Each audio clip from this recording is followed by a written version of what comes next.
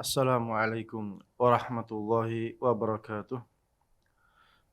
Innal hamdalillah nahmaduhu wa nasta'inuhu wa nastaghfiruh wa natubu ilaihi wa na'udzu billahi min syururi anfusina wa min sayyiati a'malina may yahdihillahu fala mudilla lahu wa may yudlilhu fala hadiyalah.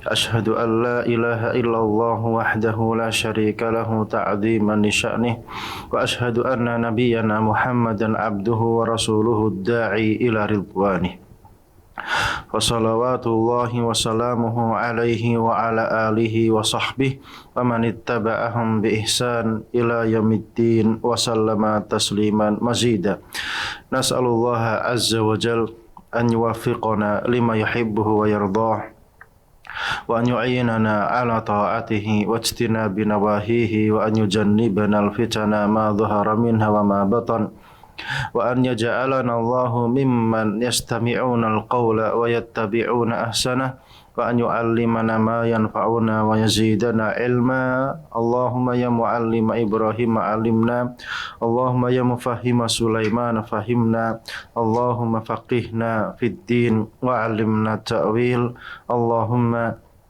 إنا نسألك علما نافعا ورزقا طيبا وعملا متقبلا اللهم إنا نعوذ بك من العجز والكسل والجبن والبخل والهرم وعذاب القبر اللهم آت نفوسنا تقواها وزكها أنت خير من زكاها أنت وليها ومولاها اللهم إنا نعوذ بك من علم لا ينفع ومن قلب لا يخشع ومن نفس لا تشبع ومن دعوة لا يستجاب لها. Ikhwatal iman, pemirsa Al-Furqan TV, azani Allah wa iyyakum. Alhamdulillah, segala puji dan syukur kita panjatkan kepada Allah Subhanahu wa taala yang telah menciptakan kita, memberikan kita rezeki, memberikan kita keimanan, memberikan kita kenikmatan agama Islam ini, dan kita memohon kepada Allah Subhanahu wa taala semoga Allah Subhanahu wa taala senantiasa menjaga kita di atas ketaatan kepadanya, menjauhkan kita dari perkara-perkara yang tidak diridhoinya, dan semoga Allah Subhanahu wa taala memberkahi waktu kita untuk perkara-perkara yang bermanfaat, menjauhkan kita dari perkara-perkara yang tidak bermanfaat. Dan semoga Allah Subhanahu wa taala senantiasa menguatkan kita untuk senantiasa di jalur menuntut ilmu syar'i dan diteguhkan di atas jalan tersebut, dan semoga Allah Subhanahu wa taala memudahkan kita di dalam memahami perkara-perkara agamanya. Ikhwatal iman, pemirsa Al-Furqan TV, azani Allah wa iyyakum. Sekarang kita lanjutkan kajian kita,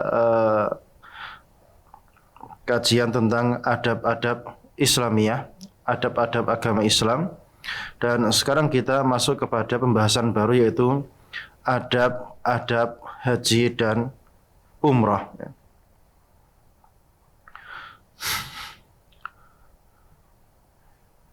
Di antara adab-adab haji dan umrah yang perlu kita pelajari, ya, ada sekitar 8 hal yang perlu kita pelajari dalam adab-adab haji dan umrah. Di antaranya yang pertama adalah al-isti'dad lil haji bi taubatin shadiqah. Ya, jadi persiapan untuk haji yang kita lakukan dengan taubat yang benar-benar jujur, ya. Kemudian yang kedua yaitu adalah raddul madzalim, yaitu mengembalikan hal-hal yang mungkin ada keluputan dari kita kepada pihak-pihak yang mungkin kita zalimi. Kemudian yang ketiga adalah nafkah yang halal, an-nafaqatu al-halal, nafkah yang halal. Yang keempat, al-ikhlasu fil haji isti'dadan wa tajahuzan wa adaan, ikhlas di dalam menunaikan ibadah haji, isti'dadan baik persiapan, tajahuzan, ya, Ini juga persiapan juga wa'adaan dan ketika menunaikan ibadah haji tersebut. Yang kelima adalah ikhtiyaru ar-rafiq as-salih. Memilih ya kawan yang soleh untuk ibadah haji tersebut. Yang keenam, kitabatu al-wasiyah, ya, menulis wasiat.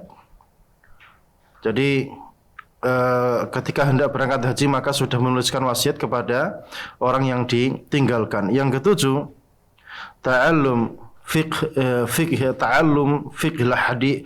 hajj, mempelajari fikih haji. Yang kedelapan, kathratu as-salati fi Masjidil Haram, memperbanyak salat di Masjidil Haram.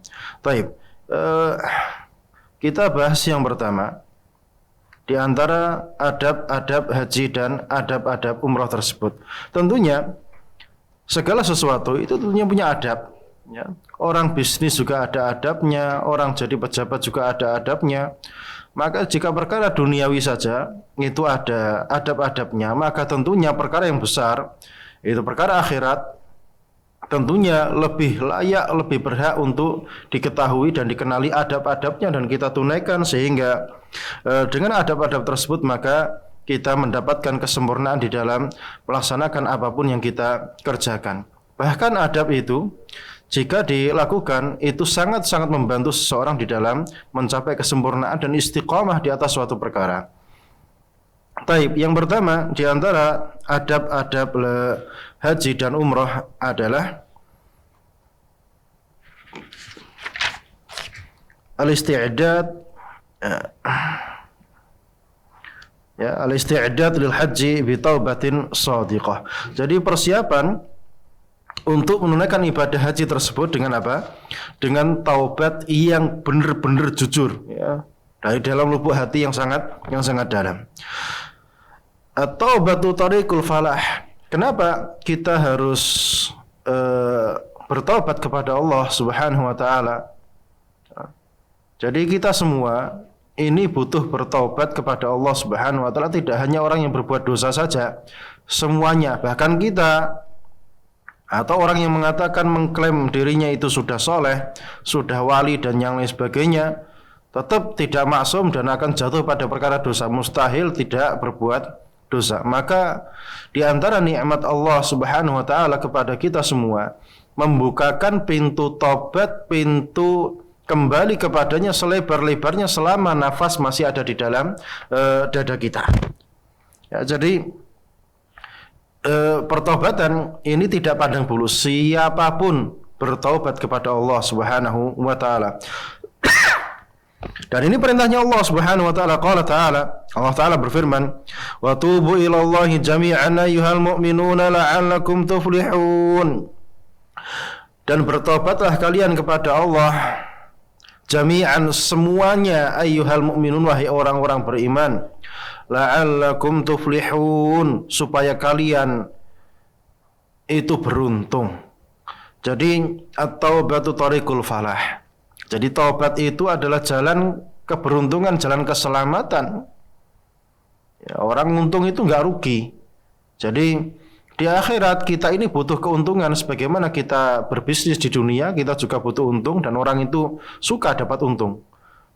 Maka di akhirat perkaranya lebih lagi daripada perkara tersebut. Sangat butuh keuntungan sebanyak-banyaknya.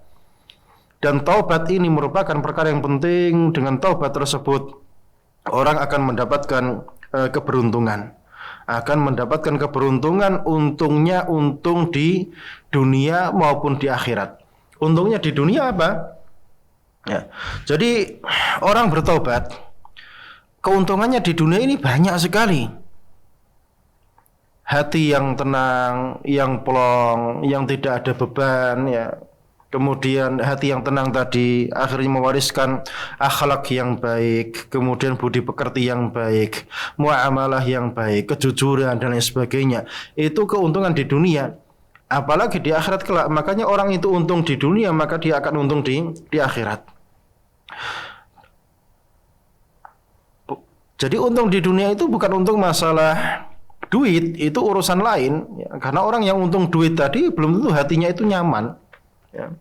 Karena orang itu kalau berbuat dosa mau untung sebesar apapun, ya, itu mustahil dia akan nyaman hatinya. Itu mustahil.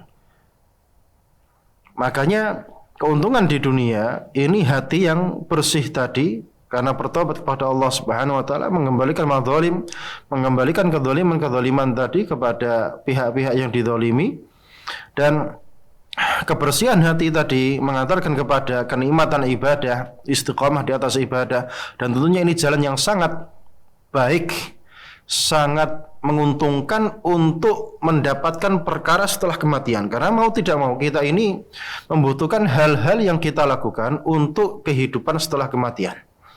Karena mau nggak mau kita akan mati dan kita akan hidup di alam barzah, dan penantiannya sangat panjang. Karena kalau kita bayangkan dari setelah kematian sampai nanti hari kiamat itu berapa tahun, kita tidak tahu. Sedangkan hidup kita di dunia ini sangat-sangat pendek sekali, sangat-sangat sebentar sekali.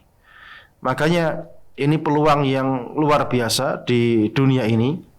Kita diberikan oleh Allah Subhanahu wa taala jalan atau pintu pertobatan untuk kembali kepadanya, memohon pengampunan kepada Allah Subhanahu wa taala, kembali kepadanya, bersimpuh di hadapan Allah Subhanahu wa taala, mengakui dosa-dosa, mengakui kesalahan dan lain sebagainya.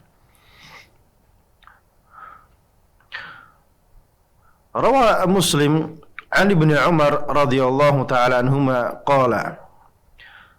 Imam Muslim rahimahullah taala meriwayatkan dari Ibnu Umar radhiyallahu taala anhuma. Beliau berkata, qala Rasulullah sallallahu alaihi wasallam. Rasulullah sallallahu alaihi wasallam bersabda, Ya ayuhan nas, wahai manusia, tubu ilallahi fa inni atubu fil yaumi ilaihi mi'ata marrah. Wahai manusia, bertobatlah kalian kepada Allah Subhanahu wa taala. Fa inni, sesungguhnya aku, atubu fil yaumi, aku ini bertobat dalam sehari, ilaihi, kepada Allah Subhanahu wa taala, mi'ata marrah, 100 kali. 100 kali. Jadi Rasulullah alaihi salatu wassalam bertobat kepada Allah Subhanahu wa taala dalam sehari 100 kali. Ini bisa kita pahami bahwasanya tobat, pintu tobat ini bukan untuk orang yang berbuat dosa tok. Ya emang kita semuanya ini mau nggak mau tetap akan ada perbuatan dosa. Mustahil manusia itu tidak berbuat dosa. Ada kesalahan baik yang disadari maupun yang tidak disadari. Maka ini pertobatan ini merupakan proyek besar bagi kita, ya, orang-orang yang beriman kepada Allah Subhanahu wa taala. Dan Nabi telah mencontohkannya. Nabi alaihi salatu wasallam telah mencontohkannya, tidak hanya menyuruh saja. Wahai manusia, bertobatlah kalian kepada Allah Subhanahu wa taala. Sesungguhnya aku ini bertobat kepada Allah Subhanahu wa taala dalam sehari 100 kali.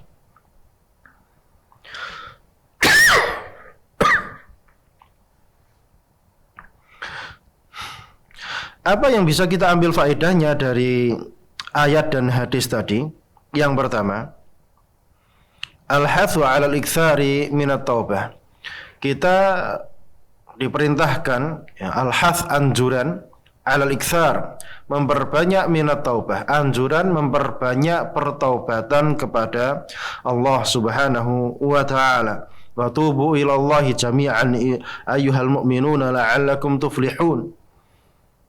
Jadi perbanyak taubat karena Allah memerintahkannya. Tubu ilallahi jami'an, bertobatlah kalian. Jadi taubat ini tidak hanya sekali dua kali, terus, ya, terus sampai kapan? Sampai nyawa menjemput kita, sampai kematian, ya, sampai kematian menjemput kita. Dan bahkan Rasulullah alaihi salatu wassalam itu mencontohkan dalam sehari bertaubat 100 kali. Ya, bertaubat 100 kali. Yang kedua, at-taubatu la taqtasir 'alal fasiqina faqat. Taubat itu tidak terkhusus atas orang-orang fasik saja.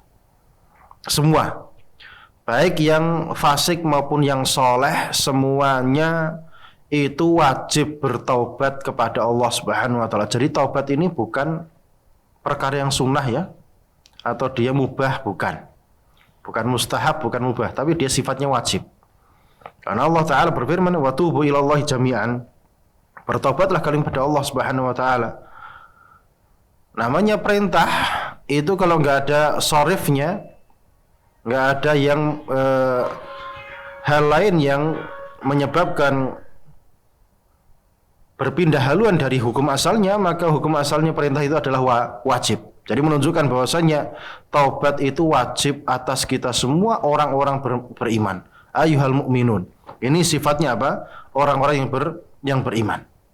Ya. Jadi taubat ini wajib atas orang-orang beriman, menunjukkan bahwasanya orang-orang yang beriman pun, kita semua yang telah beriman pada Allah dan hari akhir ini mau nggak mau tidak maksum. Ya, menunjukkan apa? Tidak maksum. Maka kita butuh pertobatan kepada Allah Subhanahu wa taala.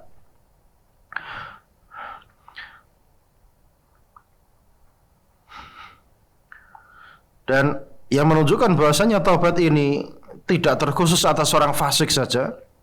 Tadi di dalam hadis disebutkan apa? Ya ayuhan nas, wahai manusia, tubu ilallahi, bertobatlah kalian kepada Allah. Fa inni atubu fil yaumi mi'ata marrah. Sesungguhnya aku bertobat kepada Allah dalam sehari 100 kali. Dan Rasul ini siapa? Manusia yang ma'asum, yang tidak pernah berbuat dosa, itu pun bertobat 100 kali. Berarti perintah ini sifatnya mencakup semua. Semuanya wajib bertaubat kepada Allah Subhanahu wa taala. Kemudian yang ketiga yang bisa kita ambil faedahnya, kullama kana al-mar'u a'badu li rabbih kathura khaufuhu minhu. Semakin seseorang itu a'bad, semakin kuat ibadahnya li rabbih, kepada Rabbnya Allah Subhanahu wa taala, kathura khaufuhu minhu, maka rasa takutnya dari Allah Subhanahu wa taala itu semakin tinggi. Berarti kalau kita sekarang mendengarkan nama Allah Subhanahu wa taala, kemudian hati kita tidak bergetar, tidak menunjukkan rasa ketakutan, berarti kita masih butuh bermujahadah, masih butuh perjuangan untuk bagaimana bisa tatkala kita disebutkan nama Allah Subhanahu wa taala kita takut. Berarti kalau kita disebutkan lafzul jalalah, disebutkan nama Allah Subhanahu wa taala di depan kita, dibacakan ayat-ayatnya, kemudian tidak takut, hati tidak terpengaruh, maka kita katakan hati ini masih mati. Berarti hati yang masih mati tadi butuh untuk dihidupkan. Maka cara menghidupkan hati yang mati atau tanah yang gersang, tanah yang mati tadi, dengan apa? Dengan cara disirami. Menyiraminya dengan apa? Dengan wahyu Allah. Sebagaimana tanah ini yang gersang ini hidup ketika ada hujan, maka hati ini menjadi hidup ketika ada hujan dari langit, yaitu wahyu Allah Subhanahu wa taala. Dan wahyu Allah itu ada dua, kitabullah wa sunnatu rasulih. Kitab Allah dan sunnah Rasulnya alaihi salatu wassalam. Maka hati ini bisa hidup kembali biidznillah azza wa jal, dengan izin Allah Subhanahu wa taala, jika kita semakin banyak mendapatkan siraman wahyu. Jadi siraman wahyu itu sifatnya sangat penting sekali bagi kita semua. Maka orang yang malas dari siraman wahyu tadi, maka hatinya semakin mati, karena kurang mendapatkan asupan siraman air tadi. Jadi kalau bumi tanah ini membutuhkan siraman air, maka hati ini membutuhkan siraman wahyu. Karena kedua-duanya sama, turun dari langit. Kedua-duanya sama turun dari langit. Maka aneh bagi orang yang mengaku dia sudah nyunnah, kemudian tidak mau duduk di majelis ilmu syar'i untuk mendapatkan siraman wahyu yang telah ditinggalkan kepada kita, yaitu kitab Allah dan sunnah Rasulnya alaihi salatu wassalam. Jadi kalau kita ingin kita ini punya rasa takut kepada Allah Subhanahu wa taala, maka tidak ada jalan lain kecuali bersimpuh duduk di hadapan para syuyukh, para asyikh, para ulama rabbaniyin, para masyayikh, kita duduk di hadapan mereka biidznillah azza wajalla. Itu semakin menambahkan kekuatan iman, semakin menambahkan rasa khauf kita kepada Allah Subhanahu wa taala. Kemudian adab yang berikutnya di antara adab-adab haji adalah raddul madzalim, ya, mengembalikan madzalim, yaitu kedzaliman-kedzaliman apapun itu bentuknya.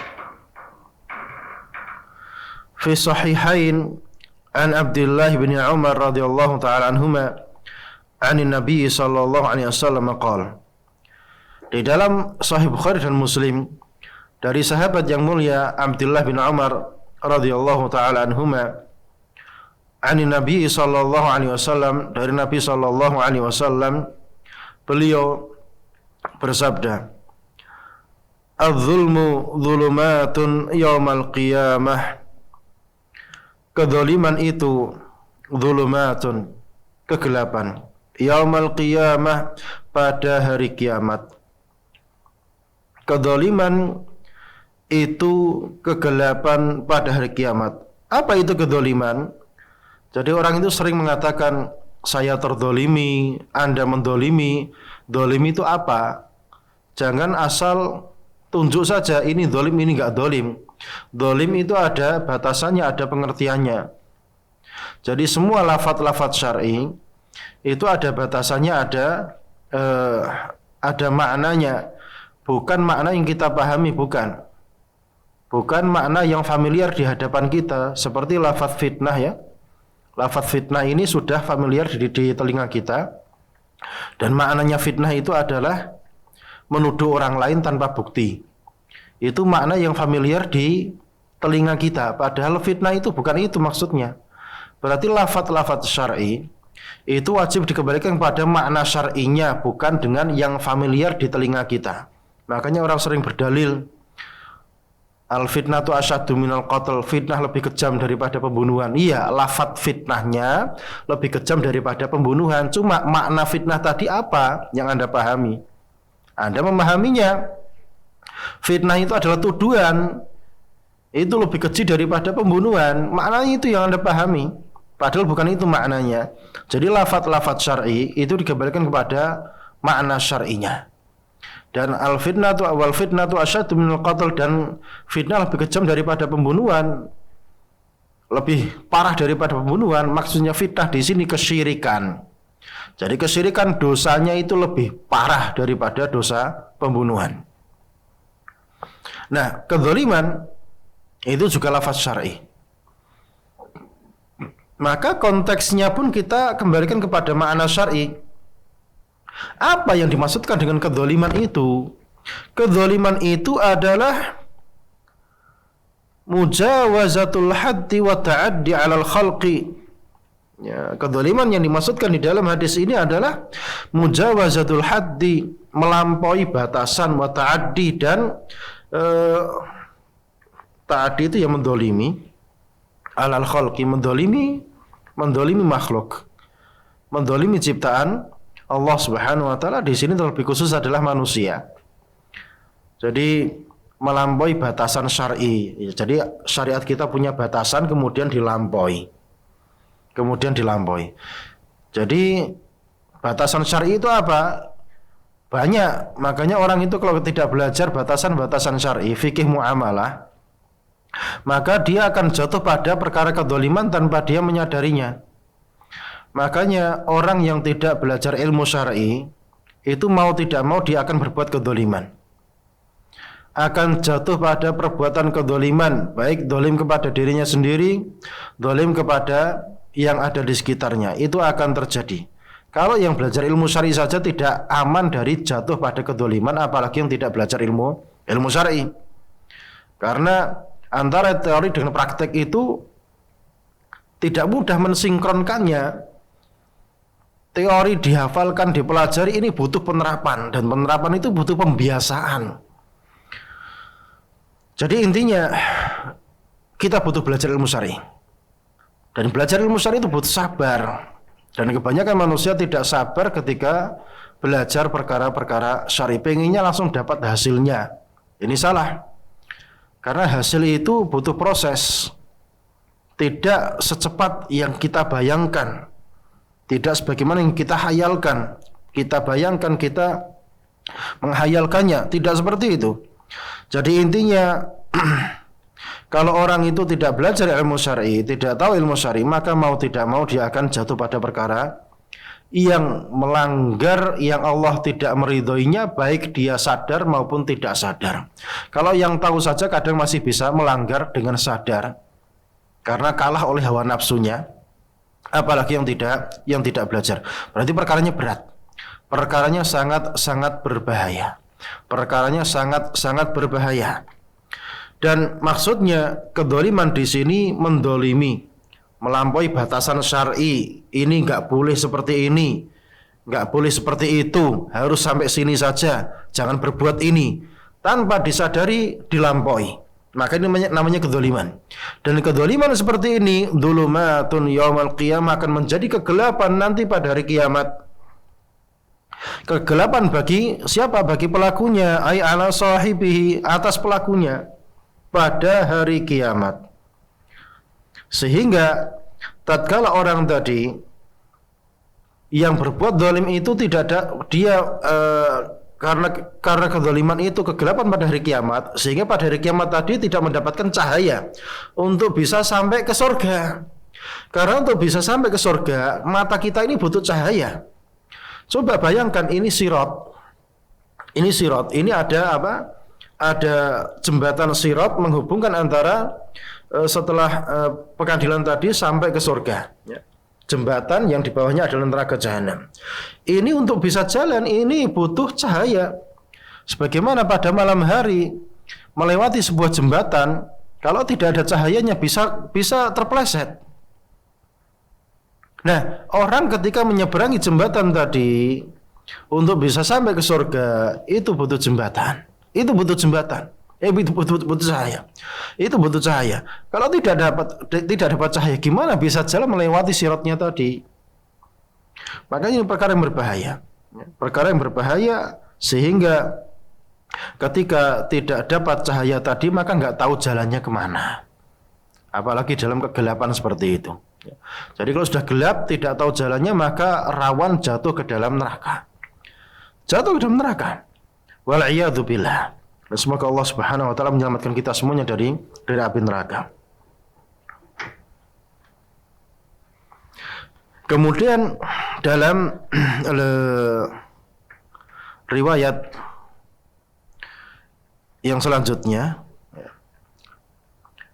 rawa Muslim fi sahihihi, Imam Muslim meriwayatkan di dalam sahihnya, an Abi Dzar radhiyallahu anhu, dari sahabat yang mulia Abu Dzar radhiyallahu taala anhu, anin Nabi sallallahu alaihi wasallam fima rawa anillahi tabaraka wa taala, dari Nabi Muhammad sallallahu alaihi wasallam dari apa yang beliau riwayatkan dari Allah tabaraka wa taala, annahu qala, bahwasanya Allah taala berfirman, ya ibadi inni haramtu dzulma ala nafsi, wahai hamba-hambaku, inni haramtu dzulma, sesungguhnya aku mengharamkan kedzaliman, ala nafsi, atas diriku, wa ja'altuhu bainakum muharrama, dan aku jadikan kedzaliman ini setelah aku haramkan atasku, aku jadikan kedzaliman ini di antara kalian juga haram. Fala tadzalamu, maka kalian jangan saling mendolimi. Ya ibadi, wahai hambaku, kullukum dhalun illa man hadaituhu fastahduni, wahai hamba-hambaku, kullukum dhalun, semua kalian ini tersesat. Jadi hukum asalnya manusia itu tersesat. Illa man hadaituhu, kecuali yang aku tunjukkan jalan untuknya. Fastahduni, maka mintalah jalan itu, mintalah hidayah itu kepadaku. Ini Allah Ta'ala yang berfirman seperti itu. Jadi Allah mengharamkan kedzaliman atas dirinya. Ini ada sifat an-nafs. Allah itu punya sifat an-nafs. Kemudian Allah menjadikan perkara kedzaliman itu haram di antara kita semua. Fala tadzalamu, maka jangan saling mendolimi. Jangan saling mendolimi. Ya ibadi kullukum dhalun, wahai hamba-hambaku kullukum dhalun. Hukum asalnya kalian ini tersesat. Illa man hadaituhu, kecuali yang aku berikan hidayah kepadanya. Fastahduni, maka mintalah hidayah tadi kepadaku. Jadi semua kita hukum asalnya tersesat. Makanya kita belajar berusaha memahami perkara-perkara agama ini, berusaha memahami apa Allah ini pengen apa dari kita. Allah itu nyuruh kita ini berbuat apa. Itu yang kita cari, kemudian ketika sudah tahu, kemudian kita laksanakan. Itu namanya hidayah. Jadi hidayah itu ma'rifah, mengenalinya, mengetahuinya, setelah itu kemudian mengamalkannya. Itu namanya imtithal. Dan imtithal, mengamalkan perintah-perintah Allah Subhanahu wa taala, itu tidak mungkin dengan ilmu laduni, enggak mungkin. Harus dengan apa? Belajar, dan belajar itu panjang waktunya. Waktunya panjang. Ya ibadi kullukum dhalun illa man hadaituhu fastahduni ahdikum, maka mintalah hidayah itu kepadaku, ahdikum, maka aku akan berikan hidayah itu kepada kalian. Ya ibadi, wahai hamba-hambaku, kullukum ja'iun, semua kalian ini lapar, illa man at'amtuhu, kecuali yang aku kasih makan dia. Fastat'imuni ud'imkum, maka mintalah makan kepadaku, ud'imkum, aku kasih makan kalian. Kenapa kita minta makan kepada Allah Subhanahu wa taala? Ya karena yang punya makanan ini Allah Subhanahu wa taala. Bayangkan kalau enggak turun hujan mau makan dari mana? Impor. Taib. Impor. Yang impor tadi dapat makanan dari mana? Dari pertanian. Terus pertanian dapat air dari mana? Dari hujan. Coba ada tempat-tempat yang diimporkan tadi nggak ada hujannya, kira-kira bisa ngimpor atau tidak? Nggak bisa. Jadi intinya kita ini nggak bisa sombong. Kita ini untuk bisa hidup butuh makan. Dan makan itu yang punya kuasa penuh adalah Allah Subhanahu wa taala, karena Allah yang menurunkan hujan. Hujan itu dari Allah Subhanahu wa taala. Jadi nggak ada ceritanya orang itu sombong kepada Allah Subhanahu wa taala. Itu libasnya Allah Subhanahu wa taala, itu pakaiannya Allah Subhanahu wa taala.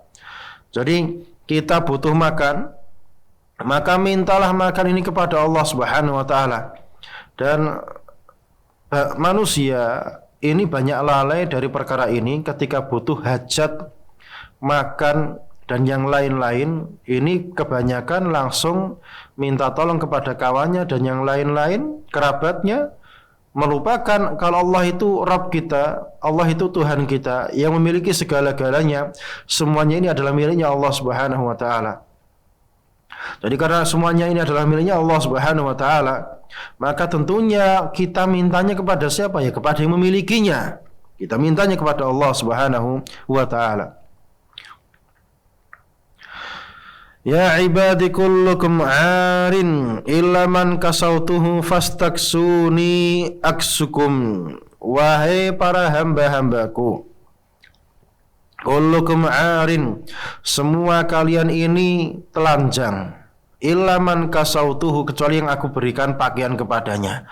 Fastaksuni, maka mintalah pakaian itu kepadaku, aksukum, maka aku akan berikan pakaian kepada kalian. Jadi pakaian pun kita ini tidak punya hukum asalnya. Kita minta kepada Allah Subhanahu wa taala. Jadi pakaian ini yang kita pakai ini beli, ya. Dapat dari mana rezekinya? Ya, dari Allah Subhanahu wa taala. Maka ini pakaian ini juga kita mintakan kepada Allah Subhanahu wa taala. Hukum asalnya minta kepada Allah Subhanahu wa taala. Adapun minta-minta kepada manusia, kepada orang-orang, itu sifatnya minta tolong. Jadi permintaan itu kita tujukan kepada Allah Subhanahu wa taala. Ya ibadi, wahai para hambaku, innakum, sesungguhnya kalian ini, tukhti'un, berbuat salah terus, bil laili wan nahar, malam siang, wa ana aghfiru dzunuba jami'a, dan aku mengampuni semua dosa. Fastaghfiruni, maka mintalah ampun kepadaku. Aghfir lakum, maka aku ampuni dosa-dosa kalian. Ini menunjukkan bahwasanya kita ini tidak ada yang luput dari kesalahan. Tidak ada yang luput dari dosa. Dalam sehari semalam 24 jam ini tidak luput dari dosa. Tidak ada manusia yang luput dari dosa. Sesoleh-soleh apapun, apalagi di negeri kita ini. Apalagi di negeri kita ini, kecuali kalau hidupnya di dalam hutan, hidup sendirian, nggak pegang HP, nggak pegang apa-apa, mungkin bisa hidup tanpa dosa. Tapi masih tetap ada kemungkinan berbuat dosa, nebang tanaman tanpa alasan, dan yang lain-lain. Pokoknya manusia itu tidak bisa luput dari dosa. Jadi ini kabar, innakum tukhti'un, kalian ini salah terus siang malam. Maka mintalah ampunan kepada Allah Subhanahu wa taala, karena apa? Allah itu mengampuni semua dosa. Mengampuni semua dosa, berarti kita ini tidak ada yang maksum, tidak ada yang bersih. Tidak ada di antara kita yang bersih. Semua kita ini berbuat dosa. Maka jangan sombong karena merasa soleh, merasa tidak punya dosa. Apa yang kita sombongkannya apa? Kita ini nggak bersih. Kita ini nggak ada yang bersih. Jadi kita ini sombong, sebetulnya apa yang disombongkan? Nggak punya apa-apa. Dosa juga banyak. Jadi nyalah-nyalahkan orang ini juga sebetulnya kita malu, karena kita sendiri ini tidak luput dari perbuatan salah dan dosa. Maka kita minta ampunan tadi dari Allah Subhanahu wa taala. Maka janjinya Allah bagaimana? Aghfir lakum, maka aku ampuni dosa kalian. Ya ibadi, wahai hamba-hambaku, innakum lan tablughu dhurri, kalian tidak akan bisa memudaratiku, membuat aku terdampak mudarat, terdampak perkara buruk. Fatadurruni, maka kalian apa? Menyampaikan keburukan tadi kepadaku, itu enggak mungkin. Walan tablughu naf'i, dan kalian juga tidak akan mampu memberikan manfaat untukku. Fatanfa'uni, sehingga kalian memberikan manfaat kepadaku. Jadi intinya, kita ini tidak bisa memberikan manfaat apapun kepada Allah, dan kita juga tidak bisa memberikan mudarat apapun kepada Allah Subhanahu wa taala. Itu mustahil. Mau berbuat apapun Allah ini nggak bakal terdampak apapun sedikit pun, tidak bakal. Mustahil. Itu tidak akan terjadi. Tidak akan sampai, ya karena Allah di atas arsy, jauh dari kita. Zatnya jauh dari kita, dan kita tidak akan ada yang bisa sampai ke sana. Tidak akan ada yang bisa sampai kemana? Ke sana. Terus kalau tidak bisa sampai ke sana, gimana cara memudaratkan Allah Subhanahu wa taala? Menyampaikan keburukan, berbuat buruk kepada Allah Subhanahu wa taala, nggak bisa. Jadi perbuatan buruk itu yang dilakukan oleh seseorang itu sebetulnya adalah perbuatan buruk yang menimpa dirinya sendiri sebetulnya, yang merugikan dirinya sendiri. Jadi Allah itu nggak bisa dirugikan, dan tidak bisa kita memberikan keuntungan apapun kepada Allah Subhanahu wa taala. Jadi kalau kita berbuat kebaikan, itu ya baliknya kepada kita. Kalau orang itu berbuat keburukan, maka baliknya kepada dirinya sendiri. Dia yang rugi sendiri. Tidak mungkin Allah itu terdampak apapun. Itu mustahil. Tidak akan terjadi apapun kepada Allah Subhanahu wa taala. Ya ibadi, wahai para hamba-hambaku, law anna awwalakum wa akhirakum wa insakum wa jinnakum kanu ala atqa qalbi rajulin wahidin minkum. Wahai para hamba-hambaku, seandainya kalian semua, jin dan manusia, dari pertama sampai terakhir, semuanya ini kanu ala atqa qalbi rajulin wahidin minkum, semuanya takwanya super. Yang paling bertakwa di antara kita siapa? Nabi Muhammad alaihi salatu wassalam. Seandainya semua makhluk ini, jin dan manusia, dari yang pertama sampai terakhir, hatinya seperti itu, hatinya seperti itu,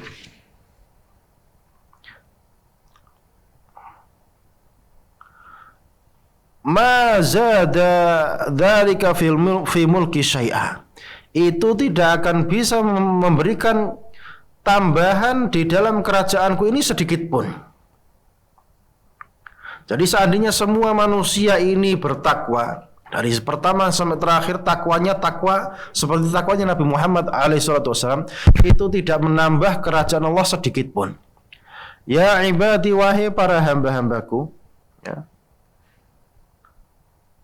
Ya ibadi, law anna awwalakum wa akhirakum wa insakum wa jinnakum, wahai para hamba-hambaku, seandainya semua kalian dari yang pertama sampai terakhir, jin dan manusianya, kanu ala afjar qalbi rajulin wahidin, semuanya ini brengsek, sebrengsek-brengseknya semuanya sama. Mana qasa dzalika min mulki syai'a, itu tidak akan mengurangi kerajaanku sedikit pun, tidak akan mengurangi kekuasaanku sedikit pun. Itu tidak akan bisa terjadi, tidak akan bisa terjadi. Jadi tadi bagaimana intinya? Allah ini tidak akan mendapatkan kerugian apapun, tidak akan mendapatkan mudarat apapun dari apa yang dilakukan oleh sang hamba tadi. Begitu pula manfaat apapun, Allah tidak akan mendapatkan manfaat apa-apa dari yang dilakukan oleh seorang hamba tadi. Jadi semua hamba tadi berbuat manfaat yang terbaik, maka tidak akan sampai manfaatnya tadi untuk Allah. Itu tidak akan terjadi. Akan tetapi perbuatan buruk tadi akan menimpa sang hamba sendiri, perbuatan baik tadi juga akan kembali kepada sang hamba sendiri, tidak kembali kepada Allah sedikit pun. Jadi intinya kita berbuat baik ini, berbuat kesolehan, itu hakikatnya ya untuk diri kita sendiri, bukan untuk siapa-siapa. Tidak kembali kepada Allah Subhanahu wa taala. Jadi tidak akan sampai manfaatnya kepada Allah Subhanahu wa taala, akan tapi manfaatnya ya kembali kepada diri kita sendiri. Ya ibaratnya logikanya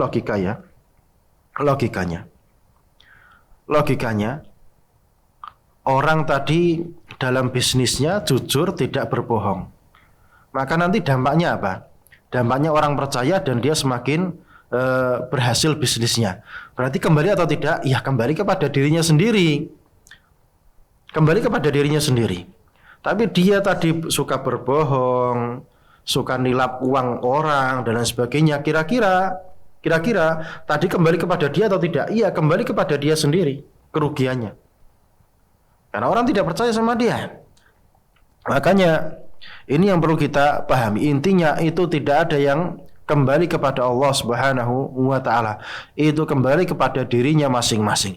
Berarti ini merupakan rahmat Allah Subhanahu wa taala karena kita berbuat baik. Ini ternyata dikembalikan untuk kita semua. Allah tidak ngambil sedikit pun, enggak ngambil gitu loh. Ya, jadi itu kembali kepada kita semuanya. Ini merupakan kemuliaan Allah Subhanahu wa taala kepada kita. Tidak ngambil sedikit pun. Kalau mereka orang-orang kafir tadi bikin sesajen dan yang lain sebagainya, dipersembahkan untuk yang dia kasih sesajen tadi, ngambil manfaat. Rabb kita tidak seperti itu. Rabb kita tidak seperti itu. Itu semuanya untuk diri kita sendiri. Pahala yang melimpah, surga yang luasnya seluas langit dan bumi tadi kembali kepada manusia itu sendiri, tidak kembali kepada Allah Subhanahu wa taala. Ya ibadi, wahai para hamba-hambaku, law anna awwalakum wa akhirakum wa insakum wa jinnakum qamu fi sa'idin wahidin, seandainya semuanya jin dan manusia dari pertama sampai terakhir semuanya kumpul, qamu fi sa'idin wahidin, kumpul satu tempat, fasa'aluni, kemudian minta kepadaku, fa'ataitu, kemudian aku kasih, kula insan, setiap manusia, mas'alatahu, permintaannya, mana qasadhalika mimma indi, itu tidak mengurangi sedikit pun dari yang aku miliki, illa, kecuali kama yanqusul mikhyatu idza udkhilal bahra, kecuali hanya seperti jarum tadi jika dimasukkan ke dalam air laut kemudian diangkat, yaitu tetesannya ya cuma berkurang itu tok. Jadi Allah memiliki segala sesuatu. Permintaan kita semua jin dan manusia tadi seandainya minta dan semuanya dikasih, permintaannya apapun itu juga kemudian dikasih, tidak berkurang kecuali hanya seperti setetes air dari ujung jarum tadi. Bayangkan. Berarti betapa luasnya kekuasaan dan kepemilikan Allah Subhanahu wa taala, memiliki perkara yang sangat banyak yang di luar batas nalar kita, enggak bisa dibayangkan. Ya ibadi, wahai para hamba-hambaku, innama hiya a'malukum uhsiha lakum. Wahai para hamba-hambaku. Jadi sekarang kita paham hakikatnya apa? Innama hiya a'malukum. Hakikatnya itu adalah amalan kalian. Uhsiha lakum, aku hitung ya untuk kalian sendiri.